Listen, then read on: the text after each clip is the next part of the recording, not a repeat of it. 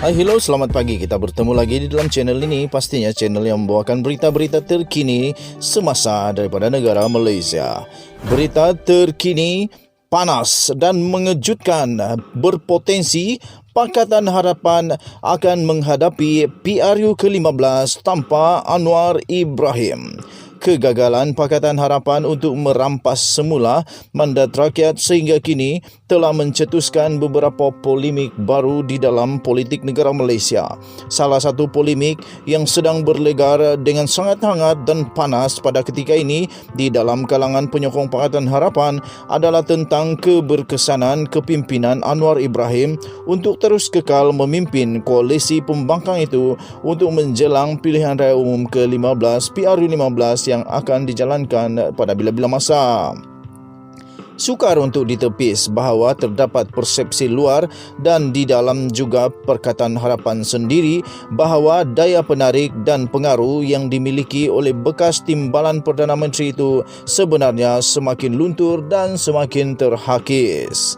Upaya beliau yang masih gagal untuk menarik sokongan daripada majoriti ahli parlimen untuk menjatuhkan kerajaan Perikatan Nasional PN yang dipimpin oleh Perdana Menteri Malaysia pada ketika ini iaitu Tan Sri Muhyiddin Yassin menjadi punca kredibilitinya semakin mudah untuk dipertikaikan dan juga boleh mulai untuk diragui. Angka sokongan yang convincing, formidable dan strong seperti yang ditegaskan beliau juga di dalam sidang media beliau pada sebelum ini pada September yang lalu bertukar menjadi bahan sendaan dan bahan juga sindiran di media-media sosial pada ketika ini. Senarai kelemahan Anwar Ibrahim dan Pakatan Harapan juga terus bertambah apabila mereka juga gagal untuk menolak Belanjawan 2021 pada peringkat dasar iaitu pada 26 November yang lalu. Episod memalukan ini secara langsung telah memecahkan keyakinan orang ramai khususnya dalam kalangan penyokong Pakatan Harapan sendiri dan pertengkaran hebat berlaku dalam media sosial dan juga kumpulan WhatsApp. Rakyat di luar sana di negara Malaysia sana juga pula sudah semakin muak dan juga semakin jelak dengan istilah mandat rakyat yang setakat ini dijajah ke sana ke sini dalam media sosial oleh Pakatan Harapan. Jika dibuat tinjauan secara rambang, boleh dikatakan tiada lagi yang peduli tentang mandat rakyat ini dan sementara masing-masing sibuk mengurus kehidupan tatkala jembalang COVID-19 terus menghantui dan mengempiskan poket rakyat jelata negara Malaysia. Agenda yang diwar-warkan iaitu agenda merampas kononnya mandat rakyat kini tidak lagi dirasai sebagai satu yang tanggungjawab secara kolektif oleh rakyat. Mereka tiada masa lagi untuk kisah dan peduli mengenainya. Bagi mereka itu bukan lagi beban untuk difikirkan. Kata mereka, kuasa sudah diberikan dalam pilihan raya lalu. Siapa suruh tidak menjaga dan memeliharanya dengan baik? Demikian persepsi umum rakyat pada ketika ini. Sebaliknya, agenda untuk merampas mandat rakyat kini hanya terbeban di atas pundak kepimpinan PH untuk mendapatkannya. Maka tiada guna lagi diulang-ulang istilah mandat rakyat kepada orang ramai selepas Pakatan Harapan berputih mata lagi pada Februari yang lalu. Tiada guna lagi disalahkan kumpulan pengkhianat kerana memang itu adalah watak pembelot. Peduli apa dengan demokrasi? Kerana negara ini bukan sebuah wilayah yang disuburkan dengan wacana yang mematangkan minda dan tindakan. Sebab itu sehingga kini Pakatan Harapan masih gagal menggembleng amarah rakyat pada skala gergasi untuk mendesak mandat itu dipulangkan semula kepada yang berhak.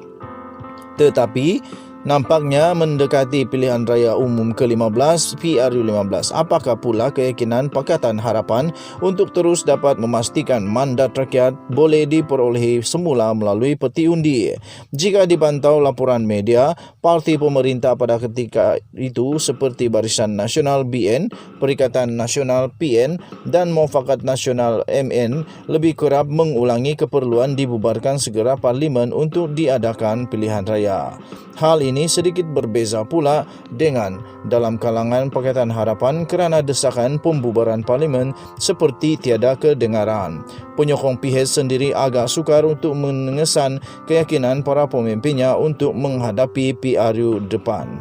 Situasi semakin sukar dan berliku apabila dalam kalangan penyokong PH sendiri mereka masih lagi ternanti-nanti apakah arahan seterusnya daripada pemimpin utama untuk mula menggerakkan jentera pada untuk menghadapi pilihan raya umum akan datang.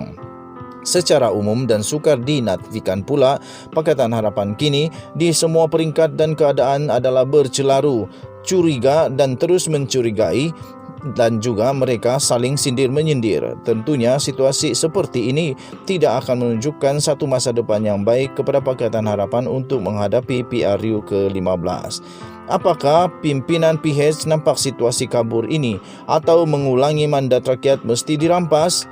Menyentuh semula tentang kepimpinan PH yang kini dipengerusikan oleh Anwar Ibrahim, persoalan apakah beliau masih lagi tetap relevan untuk terus menjadi ketua dan mengeplai satu jentera bagi menghadapi peperangan demokrasi nanti kekal menjadi tanda tanya yang bersambung-sambung. Tetapi cuba soal pada diri masing-masing.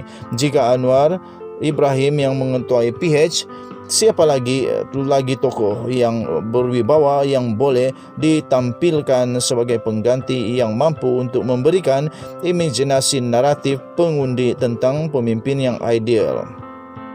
Jawablah secara tuntas dan jujur. Buka persoalan ini dalam wacana terbuka. Memang PRU depan bukan satu jalan mudah kepada mana-mana parti politik.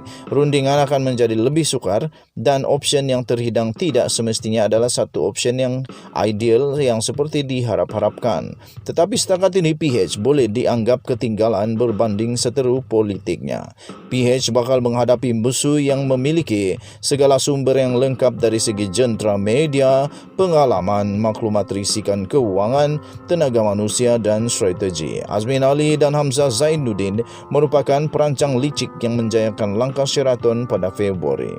Wibawa Azmin Ali sendiri sukar dinafikan ketika memimpin Selangor sebagai Menteri Besar dan pengalamannya di dalam kepimpinan PKR yang membolehkan beliau mahir dalam segenap laluan dan taktik bekas parti politiknya itu.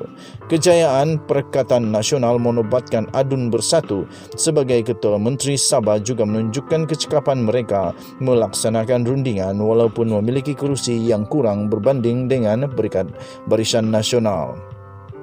Dalam kalangan UMNO pula terdapat ramai pemimpin yang lebih berpengalaman dan menyusun strategi kempen propaganda yang berkesan untuk mengolah sentimen emosi penduduk pengundi khususnya Melayu Islam dan penduduk di kawasan luar bandar. Malah Najib Razak walaupun kepimpinannya dijatuhkan PH dalam PRU lalu dan disabitkan bersalah di mahkamah tetapi hanya mengambil masa yang relatif singkat untuk bangkit membina pengaruh dan sokongan dalam kalangan rakyat semula. Sukar untuk dinafikan ketokohannya mungkin tercalar di peringkat serantau dan antarabangsa tetapi pengaruhnya kekal kukuh dan berkuasa di Malaysia melalui strategi pemasaran politik yang cukup menggerunkan di bawah jenama yang pastinya dikenali di seluruh Malaysia iaitu Bosku. Maka apakah persediaan yang dimiliki oleh PH ketika ini untuk menghadapi gerombolan musuh yang begitu bersemangat menghadapi pilihan raya?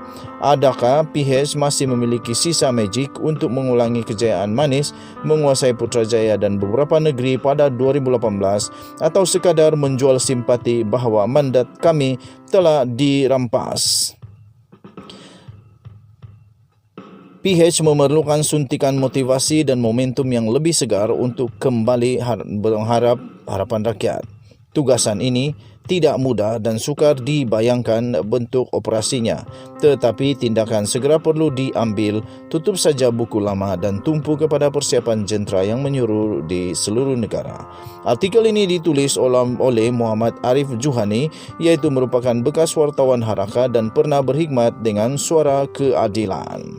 Sekian berita, kita jumpa lagi pada berita-berita yang akan datang. Selamat pagi Malaysia, bye-bye.